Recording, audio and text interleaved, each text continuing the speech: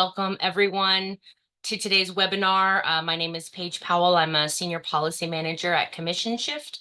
We are a Texas statewide nonpartisan nonprofit working to reform oil and gas oversight by building public support to hold the Railroad Commission of Texas, the state's oil and gas agency, accountable to its mission in a shifting energy landscape.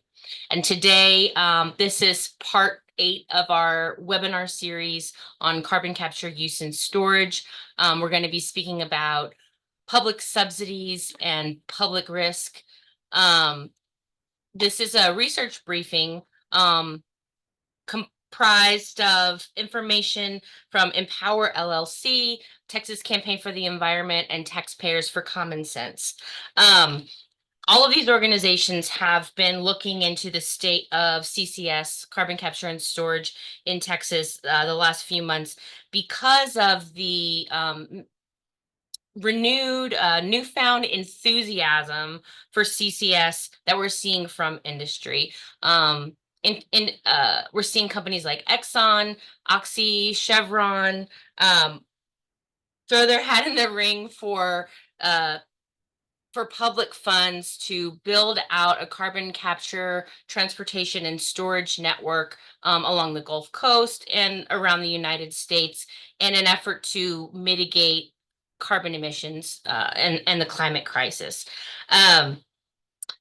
These companies say that they are comfortable with the technology, that they've been using it for 50 years. It's something that they're familiar with, using carbon dioxide for enhanced soil recovery. And fortunately now they're going to get paid to store that carbon underground. You may be aware that a few years ago, the IRA, the Inflation Reduction Act, and the IIJA, the Infrastructure Investments and Jobs Act, both contained major subsidies on the order of billions of dollars for carbon capture and hydrogen projects. And all of this money is going to go directly to these industries, these fossil fuel companies that have essentially got us in this mess in the first place. So for the last 50 years that CO2 EOR has been in operation, it really hasn't been a profitable thing, and storing carbon dioxide underground hasn't taken off. The technology hasn't evolved as we would normally see in similar industries over a span of 5 decades. During that time, we haven't seen interest from investors in these projects. It's been, all of these projects have been largely unprofitable, and they haven't, expanded the way that renewables and other climate solutions have. Primarily because the technology is problematic. It's unsafe, it's fraught with mechanical failures, and not to mention wildly expensive when compared to other climate solutions. The IPCC, the International Panel on Climate Change, has said that carbon capture and storage is the most expensive and least effective carbon mitigation solution. It's really not where we need to be investing our money. And the public dollars coming from the federal government to fossil fuel companies are our dollars, our taxpayer dollars that could be better spent elsewhere. Adding to this problematic situation is the fact that here in Texas, our state oil and gas regulator, the Railroad Commission of Texas, is reluctant to oversee the industry in a way that protects people and the environment. They've been in the pocket of and benefited financially from oil and gas. And they are currently, the Railroad Commission of Texas is currently under investigation by the EPA for mismanagement of their Class 2 underground injection control program. Our organization, in addition to Earth Justice, Clean Water Action, and Healthy Gulf, a couple of other local nonprofits in our coalition, sent a petition to EPA earlier this year citing seismic events, man-made earthquakes, sinkholes, well blowouts and toxic geysers overflowing from the subsurface from mismanagement of this Class 2 program. So it's our assessment that the Railroad Commission doesn't need any more authority in permitting underground injection. And we really don't want to see our taxpayer dollars wasted in this way when there are better ways to use those funds in this urgent climate moment. So that's kind of the lay of the land. Thank you all for coming. I want to turn it over to our other panelists to expound upon their research and hopefully answer your questions later in the webinar. Back to you. Thank you very much, Paige. Next up is Samuel Rosado from Empower. Good morning, everybody. Let me pull up my screen. And we are a worker-owned organization that does corporate accountability research and also environmental justice research. We've been researching CCS for the past 2-3 years. And without any further ado, I'm just going to jump into the presentation. So what you see on screen right now is like the global landscape in Texas regarding CCS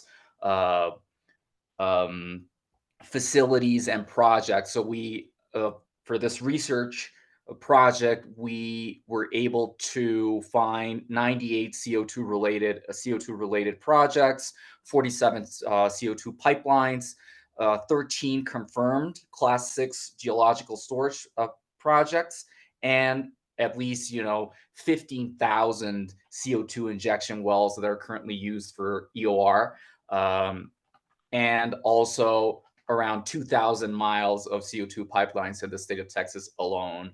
So this is like the landscape right now in the state of Texas. And this is very important because one of the things we stumbled upon in this research project was the lack of transparency. So even though they publish information there, we had to do some additional processing to get that information in a consultable format, because they didn't hand it over like in a very accessible format for the public.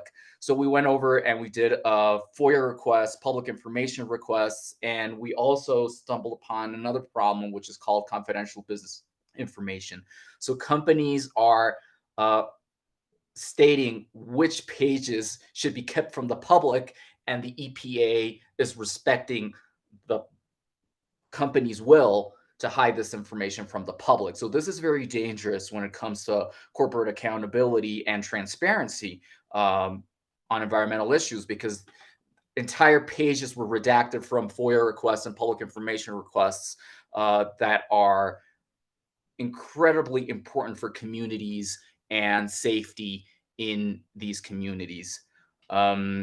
So these were some of the challenges. Most of the challenges we had for this research project was that there aren't a lot of banks funding CCS right now. So most of these projects are being funded by tax breaks, IRS tax breaks, and also the Department of Energy subsidies. So we didn't detect any significant private sector debt yet. I mean, I think as these tax breaks expand, we will see more private investment come in. But right now, most of it is just dependent on subsidies. So we couldn't detect specific insurance, for example, because it was redacted and classified under confidential business information. And also, just to state, it's in its early stages. I mean, even though the technology has been available for decades, some of this technology is going to be used for EOR, and another kind of technology, which is CCS specific, is a permanent geological sequestration, which is purportedly storing CO2 underground for long-term purposes and not being used as a means to extract oil or gas from another reservoir. So that's important just to note, just to have that out of the way, because one of the things we found, and I'm not going to be redundant on what Paige said, because I mean, these are like the key bills that were enacted that enabled CCS to be at least more financially available than than it was previously was. So we see tax breaks ranging from $13 to $130 per ton captured. This is very important because we see that there is more there's more interest in expanding 45Q tax breaks and 45V tax breaks, which will also finance hydrogen projects, not only CCS capture and sequestration projects, but hydrogen projects related to CCS. So this is very important because one of the things we saw in Texas alone was that all the projects combined that were eligible for 45Q tax breaks could go from $32 billion in 45Q related tax credits up to $33 billion. So we see this as an enormous amount. And also the Infrastructure Investment and Jobs Act provided $8 billion for CCS projects throughout the United States, not only Texas, but throughout the United States. And this is very important because this is like the largest amount of money coming in for CCS. And we see, for instance, CO2 pipeline operators, and these are pipelines that already exist according to the Railroad Commission, to the Texas Railroad Commission. So we see a huge amount of miles of CO2 pipelines that are owned by Kinder Morgan, Denbury, which is currently now ExxonMobil because it was purchased by ExxonMobil last year, and also Occidental Petroleum. Bravo pipeline is part of Occidental Petroleum. So we see the largest amount of pipelines are owned by huge energy companies that have operated in Texas for a long time. So most of these pipelines are located in what they call the Permian Basin, which is in the western part of Texas and the border with New Mexico. So this is very important because we see like a very marked difference between the coastal part of Texas when it comes to CCS projects and the Permian Basin, which is going to be more focused on EOR, which is also receiving tax breaks from the IRS, not only permanent geological sequestration, but also EOR, which has been around for a long time. So we see in the case of the EPA, I mean, most companies consider these permits, they have to request, they have to file to get a CCS permit. They have to file like many permits. So if they grant the state of Texas primacy over Class 6 permits, they wouldn't have to go through the EPA. And it's not that the EPA has like the very strict requirements for CCS, but they're going to be more strict than the ones being required by the state of Texas and the Railroad Commission, because we saw that the Railroad Commission doesn't even really know if a pipeline is operational. So we had like back and forth with the Railroad Commission with some emails, and they couldn't even tell us if a pipeline was actually active, being built, or what was the state of that pipeline. So this is very dangerous because they don't even know what the state of the infrastructure is in the state of Texas. So we see, for instance, also that they have general land office leases, and the most important thing here is that they are tied to public schools. So they can issue these bids for public schools, and they use these funds. They've been using these funds from oil and gas production, and now they're going to use these same funds being derived from CCS, which is basically the same oil and gas industry that's been funding and has been using these PSF bids in the state of Texas, the Permanent School Fund Land. So this is very important because we're making schools dependent on the energy sector when we should be divesting from the energy sector. So we can't be dependent on schools, can't be dependent on education, cannot be dependent on the energy sector. This is very important, and this was one of the main findings in our research. The other important finding was this is a very preliminary attempt to see which water bodies would be affected. And of course, the coastal part of Texas, which is marine ecosystems, of course, it's going to have a larger impact because the marine ecosystem is larger than small rivers in the Permian Basin, but they're still very important. These river systems are very important in the Permian Basin, and they can be affected and are susceptible to environmental damage. And there isn't enough research being done on the effects of leakage, CO2 leakage, for example, in a water body, which we know will acidify the water and create an environmental catastrophe. So this is basically everything on our end. I wanted to keep it very short and just to have a little more time for other panelists. And I really appreciate the invitation and your guys' attention. So I'm just going to pass it over to Zach again. And thank you very much for your attention. Thank you so much. Next up, we have Dominic from the Texas Campaign for the Environment. Hello there, everybody. Thank you so much for having me. My name is Dominic Chacon. I am the Houston Regional Coordinator for an organization called Texas Campaign for the Environment. And we are a statewide organization that has been around for 20 plus years. And our goal is to stop the expansion of oil, gas, and petrochemical industries here in Texas, as well as protect our drinking water for public use, not polluter use. And I'd also like to thank my colleagues for their information and their presentations. And I really want to kind of reiterate on the sort of contexting of the situation we're in right now. Since the 1970s, community advocates and environmentalists have been, working really hard to get oil and gas companies to acknowledge and address the impact that carbon emissions from fossil fuels have on the climate and on the atmosphere. For decades, we have been presenting the research that their own scientists have conducted to no avail. As a response, the oil and gas industries for decades have denied the reality of climate change.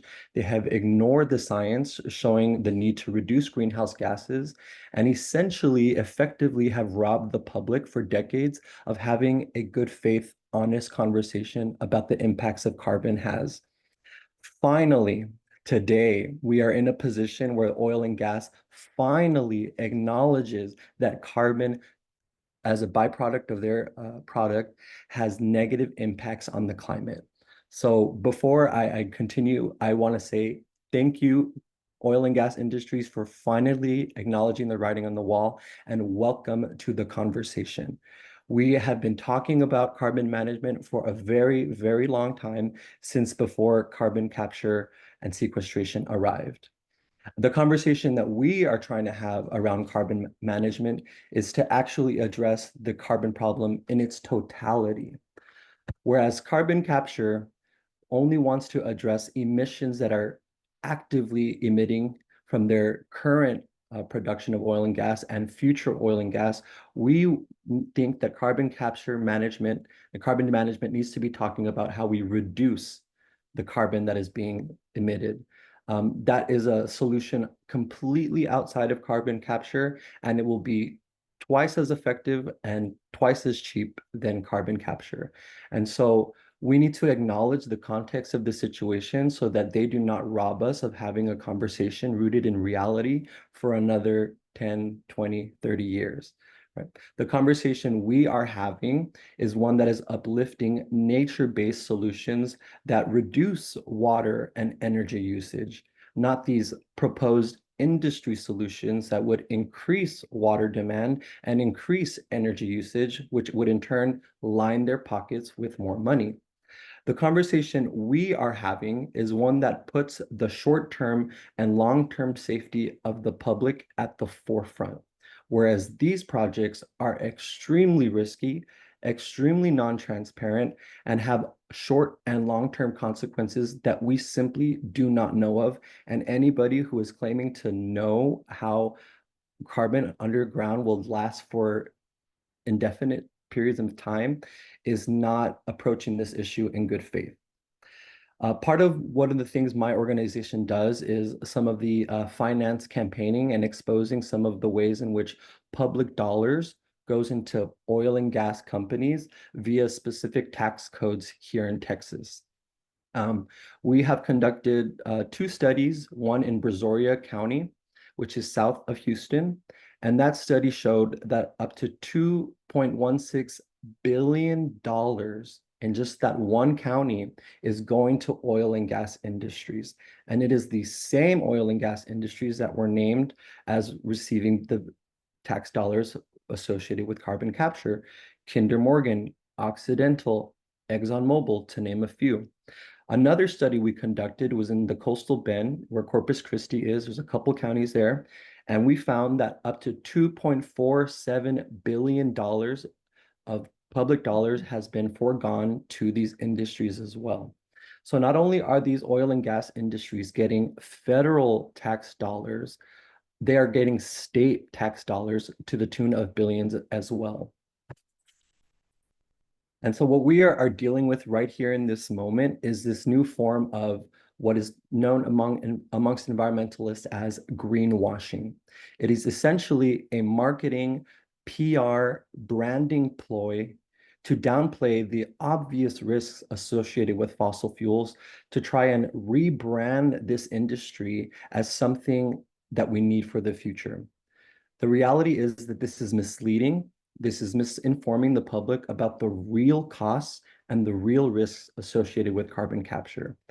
And before I end my piece here, I think it's important for us to ask ourselves, if carbon capture is receiving so much public dollars, why is there little public input?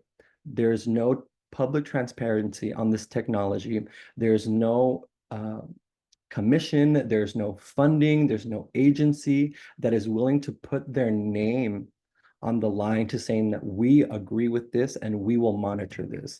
There are very few researchers, if any, that are willing to put their name on the line to say that this carbon capture technology is proven, that they will capture all the emissions they claim it will and not mislead the public. So we need to be asking ourselves, if this is our money, we should be leveraging all the power, all the authority, all the responsibility in ensuring that this benefits the public. And that is my time here today. Thank you so much. Thank you so much, Dominic. And our last speaker is going to be Autumn Hanna from Taxpayers for Common Sense. Good afternoon, everyone. I'm going to share a screen here and get us.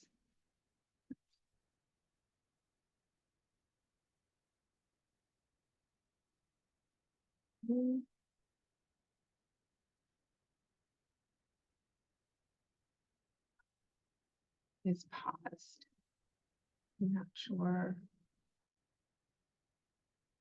Can you all see? It says it's pausing. Let's see.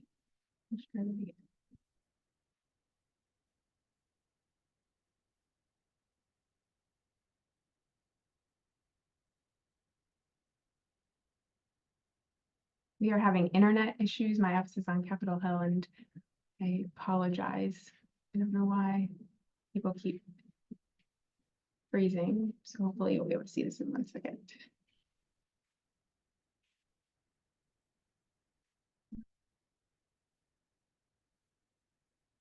I might need your help, Zach, if I can. This keeps pausing.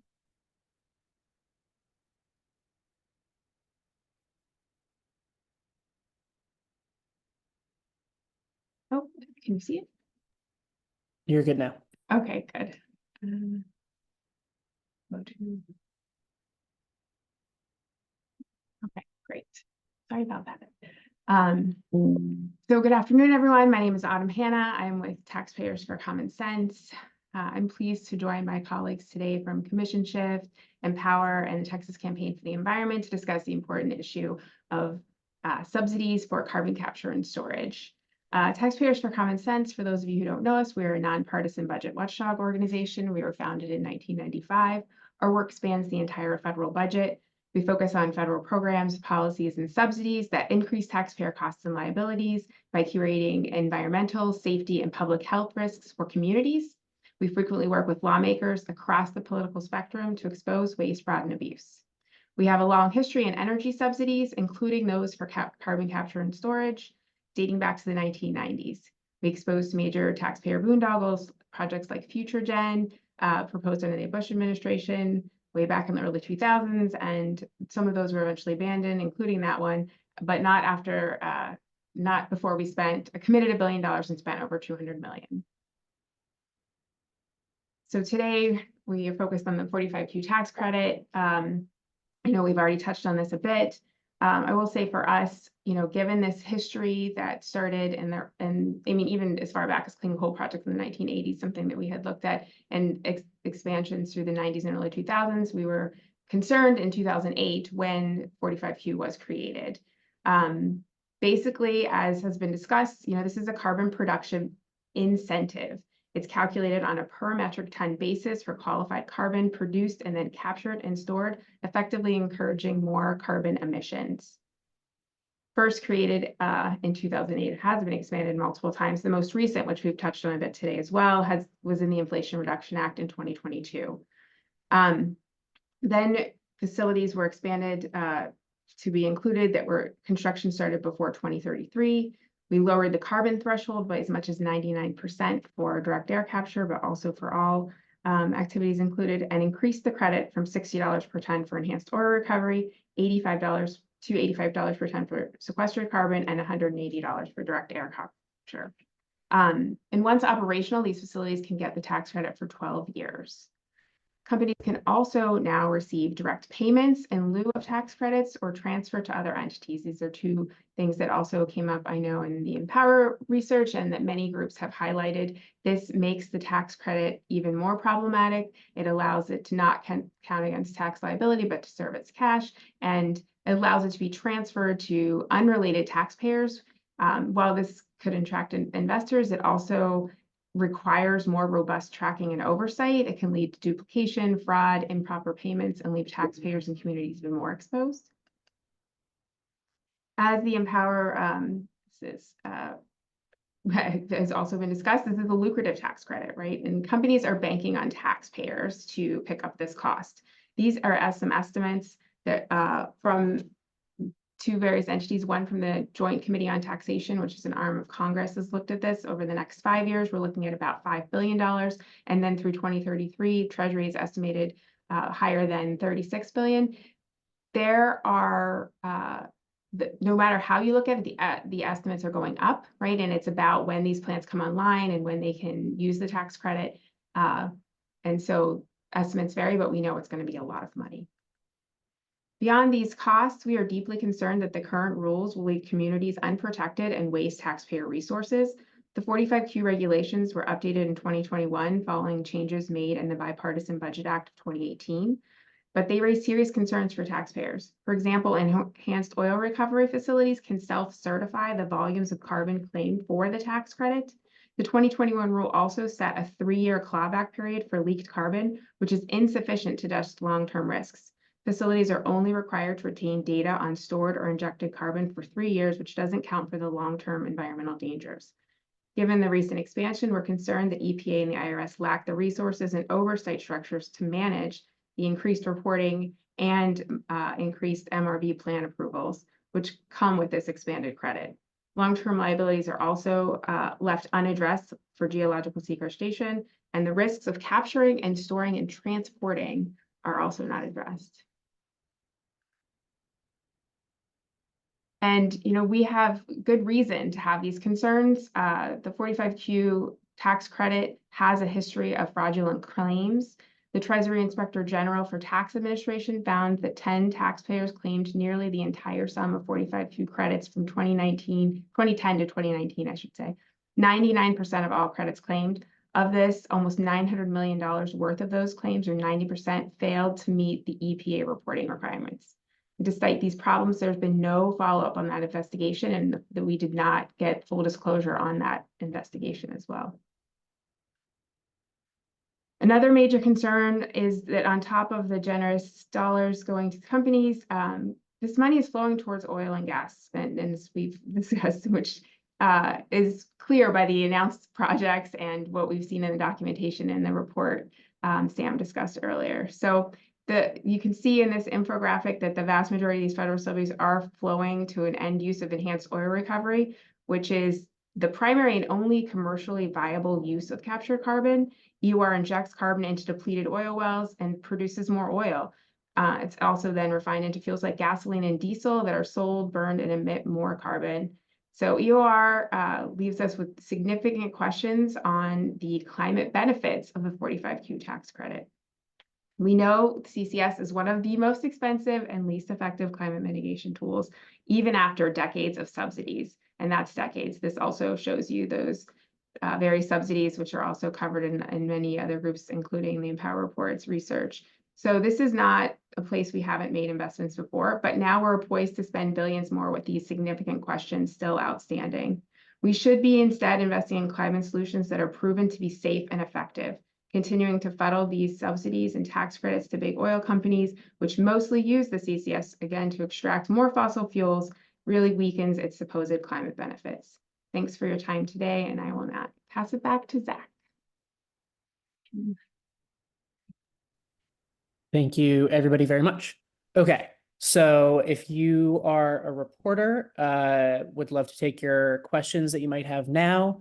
You should be able to raise your hand just in your function here, and I will call on you and unmute you in the order in which you raise your hands. Ben, very quick on the draw. You should be unmuted. There we go. Thanks for doing this. I appreciate it. I think maybe it's for Paige or for Samuel. I'm not sure, but I guess anyone. But, you know, we and others reported last week that there was corrosion issues in a well, a CCS monitoring well that ADM has in Decatur. And I was wondering, given that, especially with Texas, you know, seeking primacy, does that, I guess, what's your take on that and how it might affect the debate over whether states should have primacy over this, over the EPA? Yeah, I think it's pretty evident because that's a pretty new well. It's one of the first ones, or the first one permitted by the EPA. It's only been in operation for a couple of years, and we're seeing that the leak happened a couple of months ago, or it started a few months ago. It wasn't reported. The monitoring protocol and the community notification protocol were not followed through. And so, you know, the fact is, these are permitted by the EPA and they're still not being managed properly. And so how is that going to give us any confidence in, you know, the Class 6 wells here in Texas, either managed by EPA or the Railroad Commission of Texas? In addition, you know, the one in Decatur, Illinois, you know, is not located in the Permian Basin in an oil field with thousands of legacy holes and drilled wells in the ground. And here in Texas, the first Class 6 permits that are coming to Ector County in the Permian are surrounded by legacy oil and gas wells and, you know, avenues for CO2 to escape. And given that there was a magnitude 5.1 earthquake just 2 days ago, right, that happened in the Permian and was felt all the way in Austin, right, because of the injection. We're seeing things happen in the subsurface. We're seeing things shift around and that are not going to be good for keeping CO2 stored and sequestered long term. So yes, the ADM leak gives us major pause and says we need to step back. The EPA needs to review all of these permits again, and they need to make sure that the monitoring, the MRV plans are being followed to the letter, and that communities are aware as soon as these leaks happen, because they have a right to know if they're at risk of asphyxiation, groundwater contamination, any other thing. Sam, did you want to respond? No, I think you covered it perfectly. That's also my opinion. Thank you very much. Thank you.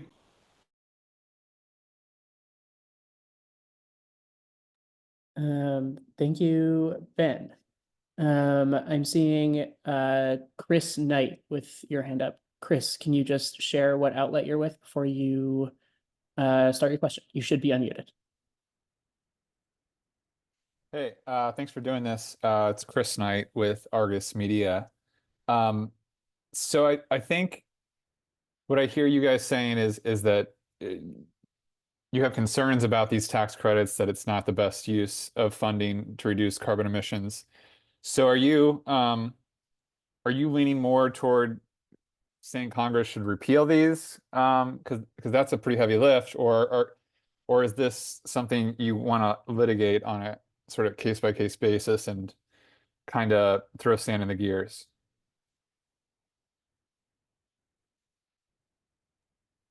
I can jump in. So from taxpayers for common sense perspective, we are concerned. We didn't want to see the expansion. We want to see the whole thing, put the brakes on the whole thing until we start to really answer some big questions that are out there, instead of just autopilot expansions and extensions that carry huge costs, and again, leave us with these big questions and this lack of transparency and oversight. We don't have any assurance that things have changed, even if you just look at the compliance side. And then we know that the agencies are ill-equipped for the oversight that's necessary for long-term sequestration. So, but we are actively working with members of Congress to bring more oversight and transparency, knowing that regulations are moving forward. We are working on, there's new guidance coming out of Treasury expected, and additional rulemakings now that the IRA expansion is out there. So we are engaging in that process, knowing that we're not going to see a full stop here. What we want to see is additional safeguards added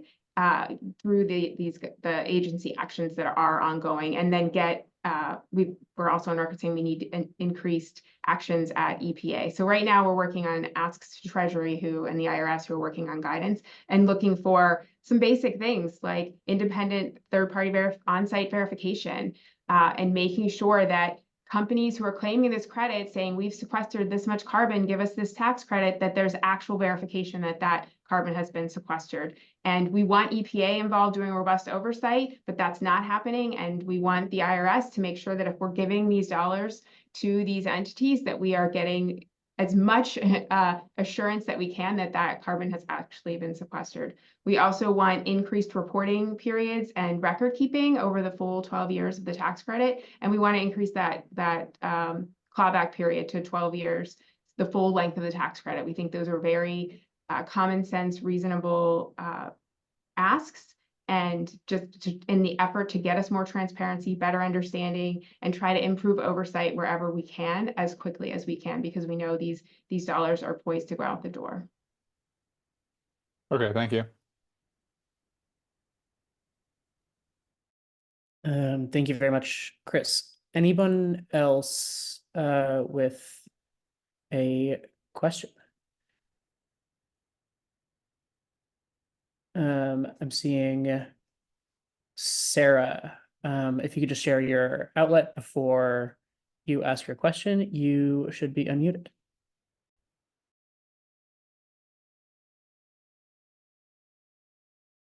Can you hear me okay?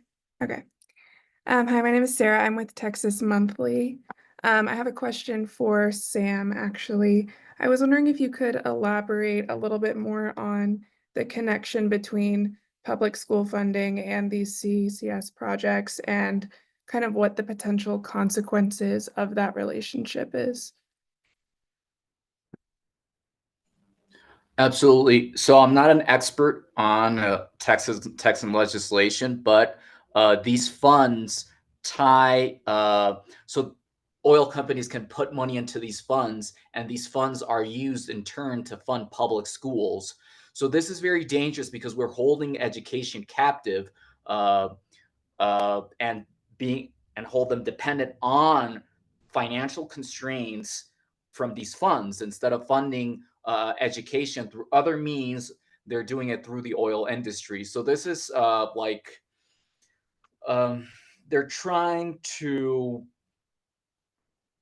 I don't know how to phrase it correctly, but maybe trying to come up with a plan to mitigate so-called externalities in a financial way. But this doesn't mitigate the actual risks of having a facility close by to a school. And as Paige just said, I mean, you felt an earthquake from the Permian Basin all the way in Austin, Texas. I mean, that's almost across state, and Texas is a huge state. I mean, so what we're seeing here is these public funds and these financial instruments they're creating are binding and making public funding and public investment dependent on the oil industry. And that's not the only industry out there. It's not the only source of funding out there. And we should make schools less dependent on oil and energy companies and more dependent on other kinds of resources and financial resources. Texas is a big state. I mean, and it is an oil state. But I mean, there are other financial sources that can fund schools, and you can actually start divesting from oil and gas industry. So this is just a continuation of a policy that already exists in Texas, and they're just using it for CCS right now. So I hope that answers the question. Yes, thank you very much. I also No wanted to problem. add to that as well. We conducted some studies in Texas that explored the ways in which school districts are giving public dollars to oil and gas petchem industries. And part of the way they do it is through property tax abatements, where any sort of industry that exists on school district property or the taxable region that they have, they're allowed to freeze their property value and pay a discounted rate for their property values, and exchange for payments in lieu of taxes, or otherwise known as pilot payments. And this basically helps fulfill the budget of the school district, but in turn, the school district then receives less funding from the state. And so the whole entire state budget is sort of impacted by these tax abatements. And hypothetically speaking, these carbon capture projects can be claimed to be put on current infrastructure at another tax abatement through the school districts. So that tax code is 313 tax codes, and that has actually, though, expired just last year. However, any agreements made that are still lasting are going to last, and some of them are up until 2036. But there is a new tax code that is basically reviving all the same abatements of the 313s in Texas, and that's Chapter 403s. So there are definitely many ways in which the school districts will be directly distributing public funds to these industries. Thank you, Dominic. Thank you very much. I see one more question here from Donna. You should be able to speak. Yes, Donna Thomas with Fort Bend County Environmental Organization in Fort Bend County. We have studied a lot of wells, abandoned wells over here, also pipelines over here in Fort Bend County.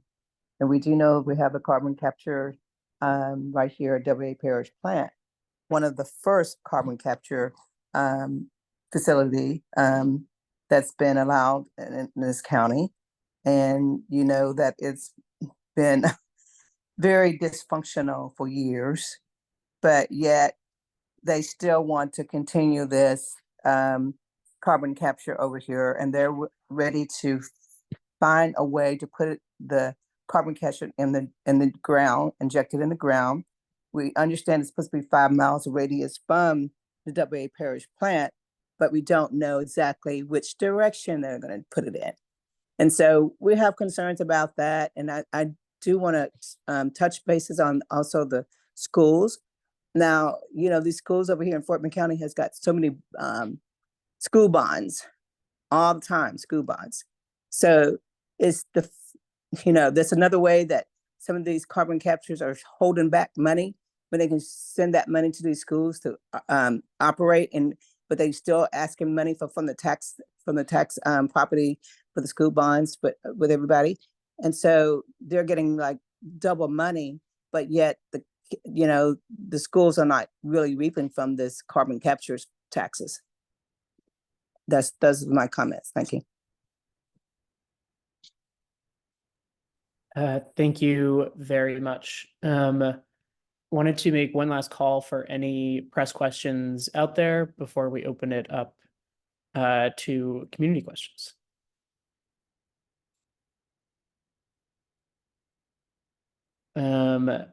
Seeing none, please raise your hand if you have a question for one of our panelists.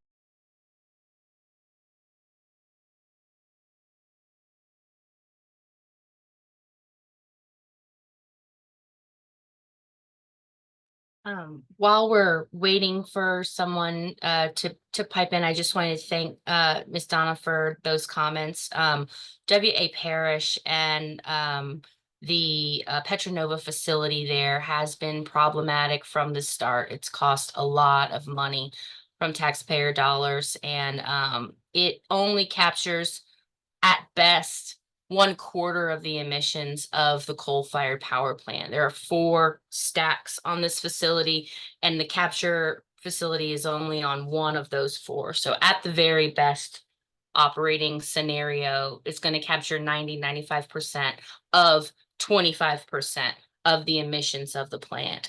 And so for that reason, it's clean coal, and the plant will continue to operate for the next, I don't know, maybe 50 years, rather than being retired in the near term in lieu of, renewable energy. So again, this is just like part of the problem, that the technology doesn't work the way that it's supposed to.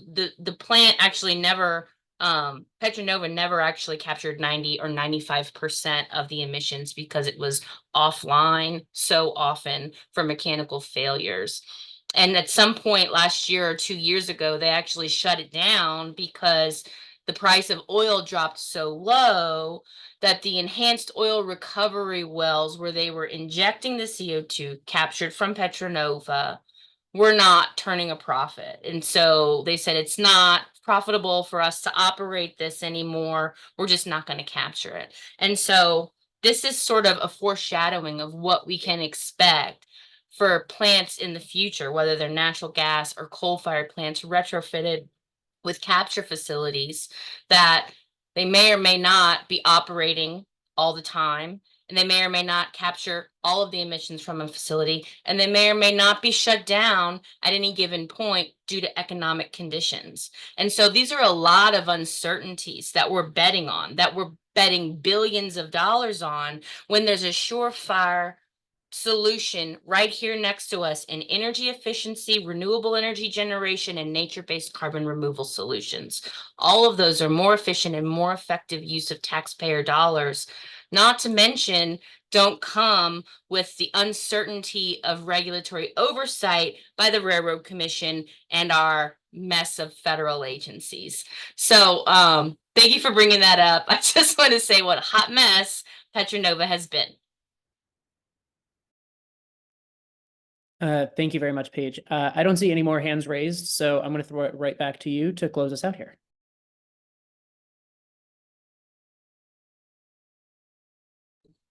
Well, thank you for that. I just wanted to share my screen really quick. I do have one little slide for us all.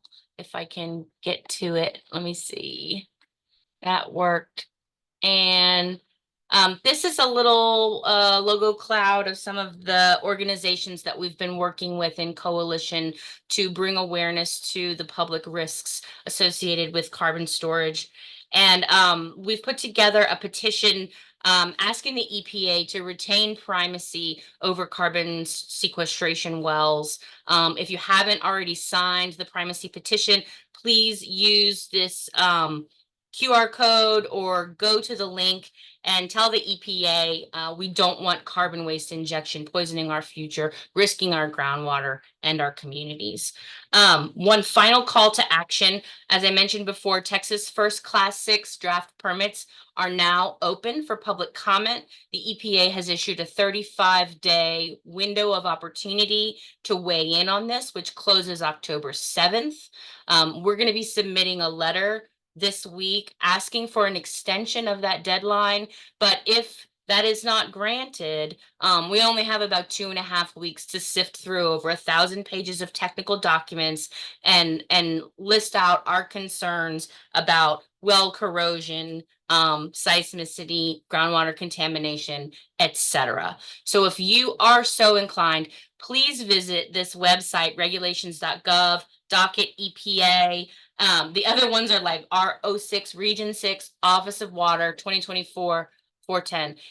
And weigh in, let them know we need an extension to review the permits, and that we really just don't want these here in the Permian. It's not the right place for all of these projects. So with that, thank you all for your attention today, for your concern around this issue.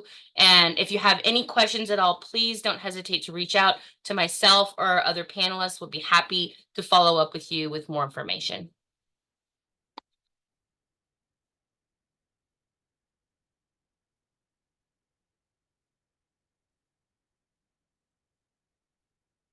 Thanks.